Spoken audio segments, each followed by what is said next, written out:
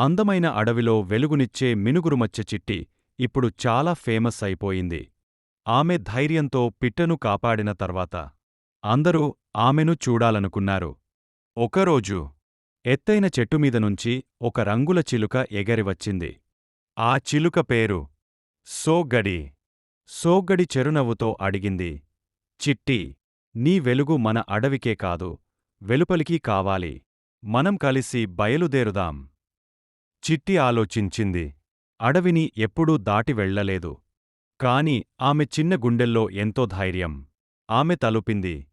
సరే సోగ్గడి, మన వెలుగును పంచుదాం. అలా మొదలైంది వారి ప్రయాణం. ఆమె తొలిగా చేరారు చెరువుకి. అక్కడ ఓ చిన్న చేప ఉంది. పేరు తిమ్మి. తిమ్మి ఏడుస్తూ ఉంది. నాకు నీళ్లలో దారి కనిపించట్లేదు. చీకటి నాకు భయంగా ఉంది. చిట్టి తన వెలుగుతో ముందుకు వెళ్ళింది. మెల్లగా తిమ్మికి దారి చూపించింది. తిమ్మి చిరునవ్వుతో అన్నది, ధన్యవాదాలు చిట్టి. నువ్వు నా తారవైనావ్. ఆ నవ్వుతో చిట్టి గుండె వెలిగపోయింది. ఆమెకు అర్థమైంది, వెలుగు మన దగ్గరే కాదు, దాన్ని పంచుకుంటేనే అసలైన కాంతి కనిపిస్తుంది. అలా చిట్టి, సోగ్గడి కలిసి ఎన్నో హృదయాలను వెలిగించసాగారు.